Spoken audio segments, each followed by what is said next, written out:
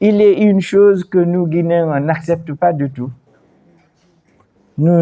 C'est une culture. Nous n'acceptons pas qu'on dise la vérité. Nous acceptons que les gens nous disent ce qu'on veut entendre et non ce qu'on doit entendre. Le problème de la Guinée, c'est quoi? On n'a jamais posé le diagnostic de la Première République. Il y a des gens qui ne veulent pas du tout entendre et on ne doit pas en parler. Le régime de Sékou Touré, c'est simplement le nom à De Gaulle, c'est la valeur du patriotisme, ainsi de suite. On n'a jamais fait ce diagnostic.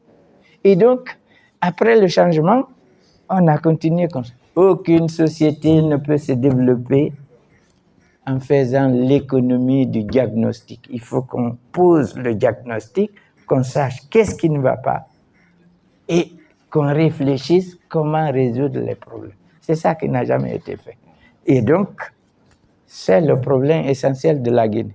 Parce que les gens ne veulent pas qu'on dise la vérité. Ils veulent qu'on dise ce qu'ils veulent entendre, c'est tout. C'est le problème du diagnostic. Si on pose bien le diagnostic, premièrement, deuxièmement, il faut que l'école joue son rôle de formation à la fois intellectuelle et civique. Il est une chose qui nous manque essentiellement ici. C'est une couche intellectuelle importante. Alors, dès qu'on atteint un certain niveau, nous voulons un poste, rester tout tranquille, moi j'ai ma famille, la politique ça ne m'intéresse pas, même si on critique. Si on critique, c'est que c'est une position politique. Mais nous voulons tout juste avoir un poste, rester tranquille, même si on tue un de nos neveux là-bas, on va donner de l'argent à la communauté, mais on se tait, on se recovie parce qu'on a un poste.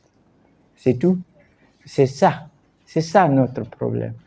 Ça change dans un pays par la couche intellectuelle. Observez par exemple un pays comme le Sénégal.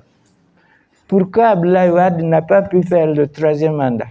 C'est parce que le Sénégal a une couche intellectuelle importante, tout le monde s'est mobilisé. Pourquoi Macky Sall, il avait ces velléités-là? Pourquoi il ne l'a pas fait? Et bien évidemment, vous avez vu, il ne peut pas. Il ne peut pas parce qu'il y a une couche intellectuelle importante. Pourquoi nous, ici, on ne se mobilise pas?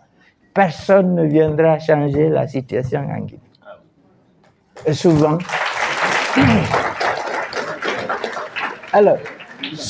il nous arrive de dire « Ah, la communauté internationale n'a rien dit ».